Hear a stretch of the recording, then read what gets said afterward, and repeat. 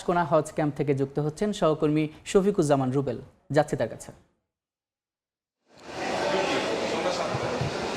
হজযাত্রা আজকের দ্বিতীয় দিনের মতো চলছে। মূলত প্রথম দিনে গেল রাতে সোয়া 2টায় প্রথম হজযাত্রীদের নিয়ে মক্কার উদ্দেশ্যে রাজধানীর বিমানবন্দর থেকে ফ্লাইট ছেড়ে যায় এবং আজকে মূলত মোট 10টি ফ্লাইট ছেড়ে যাবে হজযাত্রীদের নিয়ে। আমরা যতদূর জানি যে গতকালকে রাত থেকে এখন পর্যন্ত হজযাত্রীদের নিয়ে মক্কার উদ্দেশ্যে 3টি ফ্লাইট ছেড়ে গিয়েছে এবং সেখানে 1224 জন হজযাত্রী তারা ছিলেন এবং আজকে যে মোট 10টি ফ্লাইট যাওয়ার কথা তার মধ্যে যে 7টি বাকি আছে সেখানেও হাজিরা আপনারা দেখতে পাচ্ছেন যে প্রস্তুতি নিচ্ছে এবং ইমিগ্রেশনের ভিতরে রয়েছে আমরা এই মুহূর্তে আশকোনা হজ ক্যাম্পে। সেখান থেকে যে ফর্মালিটিসগুলো আছে সেগুলো নিয়ে কিন্তু হজযাত্রীরা তারা বেরো যাচ্ছেন খুব নির্বিঘ্নেই।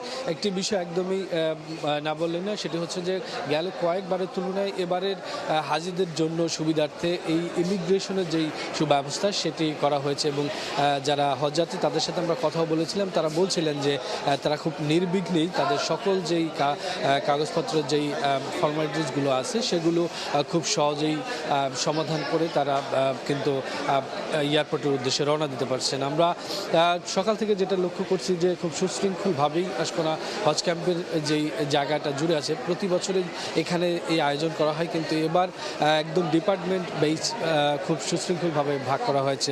আপনাদেরকে জানিয়ে রাখি এবার মূলত হজ যাত্রার জন্য বাংলাদেশ থেকে মোট 87,100 জন মুসল্লি মক্কার উদ্দেশ্যে যাবেন এবং সেটা চলবে বেশ কিছুদিন যাবত এবং সেখানে সরকারি এবং বেসরকারিভাবেও কিন্তু হজযাত্রীরা যাচ্ছেন এবং এখন পর্যন্ত যতদূর জানি যে যেহেতু আজকে আরও বাকি 7টি ফ্লাইট যাবে সেটির প্রস্তুতি চলছে এবং প্রত্যেকটি হজযাত্রীকে খুব সুশৃঙ্খলভাবে এয়ারপোর্টে নেওয়ার জন্য আমরা দেখছি যে বাইরে কিন্তু তাদের জন্য যানবাহনেরও ব্যবস্থা করা হয়েছে। তো সব মিলিয়ে এই ছিল আশকোনা হজ ক্যাম্প থেকে।